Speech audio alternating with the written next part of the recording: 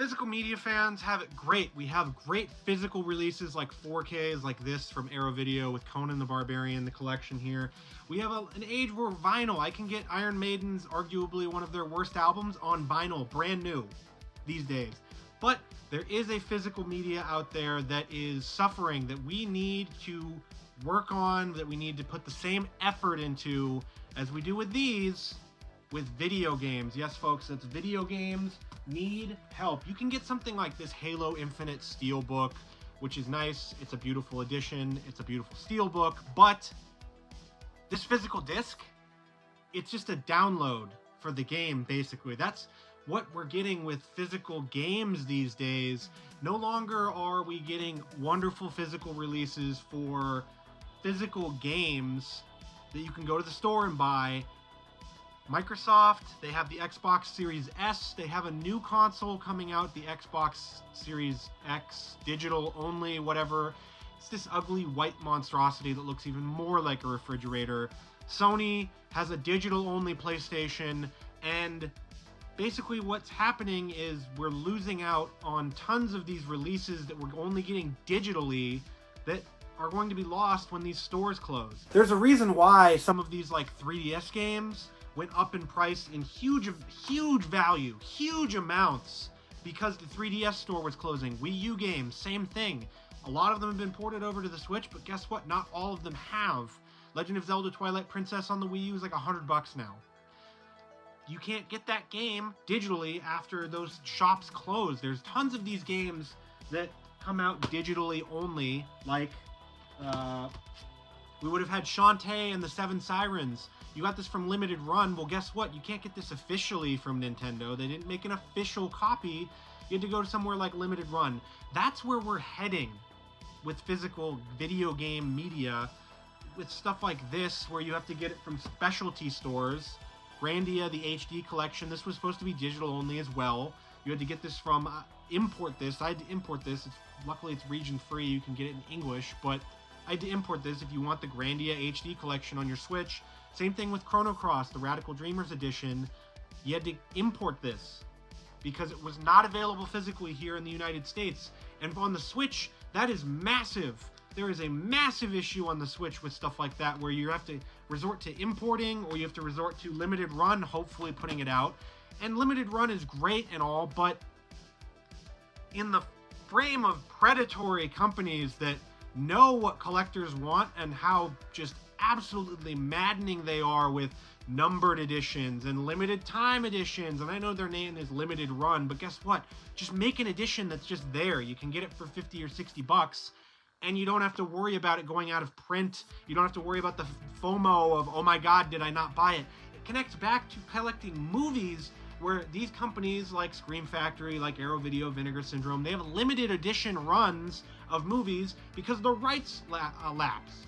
That's a different situation. These rights aren't going to lapse because the companies that are making them are either small indie developers that are happy that their game is getting sold physically, or it's stuff like this where you'll be able to import this, but you can't just go to a GameStop and buy this. That is absolutely maddening. It is destructive for collecting these formats, because what's going to happen when we don't have physical games anymore? You're not going to go to a flea market and be able to get games like this. It's going to be hugely problematic. You're already seeing it across the board with, the pandemic raised gaming prices. The pandemic raised prices for a lot of things, but for video games, retro video games particularly, it was like 100 times as much on certain consoles. If you wanted to be a Sega Saturn collector, like I did, I got into the Sega Saturn in 2020. Guess what? My wallet didn't like that, and I haven't bought a Sega Saturn game in quite a long time because they are so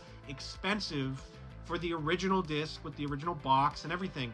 And then you're running into issues with disc rot and stuff like that are problematic with these CD-based systems. With cartridges, it's a little different. They're a little more hardy than CDs, but those early CDs, they're starting to get eaten away. And so if you don't have something like a Polymega, or you're not using burned copies of your games, then you're going to run into issues. And it's just a problem that pervades throughout, that people, I don't think, are realizing quite quickly enough, that These new games, and I know buying a digital game is easy. It's like streaming a movie on Peacock or whatever, but you're losing out on this physical version that they cannot change, and that all these companies are making it so, oh, you have to play our game online. So you're not getting the original version of the game that is like a movie. It's like a movie where they can edit things, and so say if there's something that's unsavory in one of their games that they put in, they can just patch it out.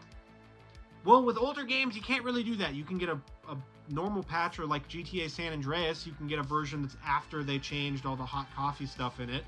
That's fine, but those original runs of that game are worth more because of that, because they are unedited, untouched by, basically what amounts to censorship. And that's not a big problem in video games. Video games aren't like movies. It's not like Disney is buying up video game companies and saying, hey, you need to change your movie or you need to change your game. But it could still be a problem down the line. And it's just, people aren't raising the alarm bells like they are with physical discs. People are going to war for physical discs, physical movies, physical TV shows. There are people online that are fighting and dying for this kind of stuff. Not really, but that are fighting the battles for this kind of thing, and we're not getting it with physical games, and it's troubling. It's just, I want to scream from the rooftops and say, everybody, you need to listen, because we're going to lose physical games. We are going to lose them. Nintendo might be the only one that's sort of the flag bearer for, nope, we're going to have a physical console, physical cartridges, physical everything. Eventually, we're going to lose that, and it's going to be a problem, because what if your storage space on your hard drive runs out and you need to re-download a game? Oh, guess what? It's not on the App Store anymore. It's not on Xbox Live anymore.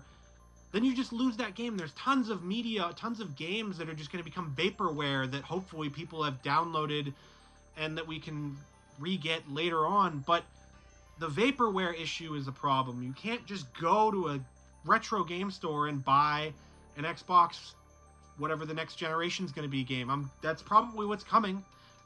Microsoft isn't going to have a disk drive in their games, and the discs these days are paltry at best anyway. You're buying a collector's steelbook edition of Halo Infinite. You know what this comes with? Comes with a slipcover. Nice, cool. Comes with a pretty steelbook. And then that's it. It comes with a disc, and then some toilet paper that has warnings on it. We haven't had manuals in games for quite a long time anyway. It's kind of a weird thing to have a manual in your game now. But we're not even getting anything with a physical special edition of Halo Infinite. If you can remember back to the Xbox 360 generation, Halo 3, you got a Master Chief helmet with your special edition.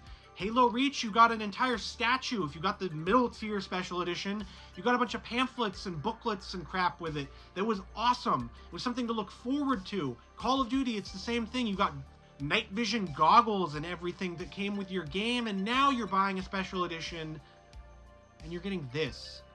And so it's maddening. It's just, I can't stop saying that word. That is the perfect word for it, because it's not like I'm disappointed. I'm not sad yet about it.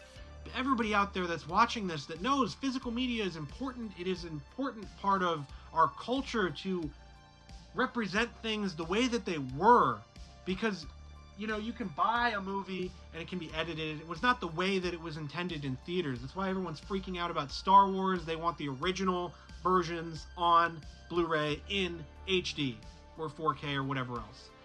People want that because that's what they saw in the theater at first. That is the original intent of Star Wars. Video games, you want the physical version of it because either you want to go to your cabin in the woods, play your Xbox offline so you can jam out some single-player games, whatever. You want to bring your Nintendo 64 with GoldenEye and 4 controllers to your friend's beach house. You want to play your GameCube. You want to do all these things, and you don't need an internet connection. You don't want to have an internet connection, because that is something that is not perpetual. None of this stuff is perpetual. It degrades, whatever. But a physical version of a game is yours to keep. It is your game, and it's a sign of pride for collectors. I'm getting emotional just talking about this, because it's a sign of pride. You know, I look at all my Xbox games, and I am a gigantic Xbox fan. I love Xbox from the first moment I saw the original Microsoft Xbox when I was little, and I said, that's the adult console. That's the big boy console right there. I didn't get one until until a little bit later. Xbox 360, same thing.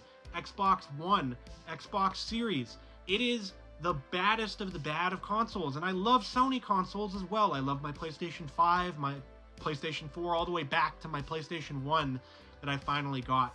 I have loved both companies for as long as possible, and it is just disappointing to see that they are forgetting about physical copies, forgetting about physical media, not putting enough attention into it, that people out there are agreeing with this, that, well, it's, oh, well, you just need to download the digital copy. The digital copies, one, are not cheaper than the physical copies. If you wanted to get a physical copy and it was more expensive, that makes sense. But guess what? Call of Duty Modern Warfare 3, you pay $70 for the digital version, you pay $70 for the physical version. It doesn't make any sense. And it just all comes back to this sort of laziness, this anti-physical just wave that is going on with all of these big media companies, these big conglomerates that, oh, well, we're just going to pass that by because it's not worth it. Well, folks, it is. There's companies like Limited Run. There's other companies out there that are making bank on physical copies of games. So it is just something that I hope gets fixed. I don't hope that we're not going to go back to, you know, the glory days of walking into Funko Land, GameStop, even Walmart, Best Buy, Target, whatever, where you could find a just gigantic video game section. We're never going back to that. You're never going back to that with physical movies as well. But for physical movies, there are so many places where you can get really random ass obscure movies that are great. There are no places besides old retro video game stores, of which there are some really good ones. Most of them are terrible. Most retro video game stores, this is another tangent off that, most retro video game stores are run by just the worst people possible that want to rip people off. They go on eBay, they look up a copy of, here, I've got this right here. They go on eBay, they look up a copy of Super Mario 64. I paid $30 for this at a convention. And then you'll see a copy of this at most retro video game stores for $40, $50, $60. Way more than what it's actually worth, what the actual market price is. And you see tons of retro video game stores like that because they know people are stupid, or they know that people won't care, or they'll see Pokemon Coliseum and they'll go, I need it, and it'll be $160 on the GameCube. That is ridiculous. That is part of the reason why, because people feel ripped off when they're buying physical copies from some of these retro game stores out there. So I'm all fired up. Physical media is important. Physical video games are important, and it's going to be sad one day when we go back and we try to go to flea markets, we try to go to wherever, Goodwills, stuff like that, and you're not seeing copies of games anymore because, one, people are greedy, two, they're just not getting made anymore. And that's a sad thing, that the original Xbox, that the PS2, the GameCube, that era is gone.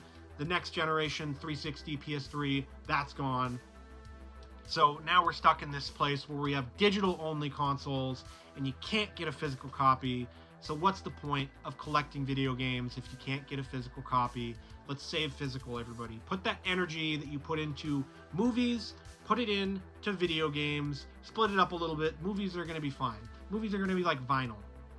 Vinyl are back in a big way.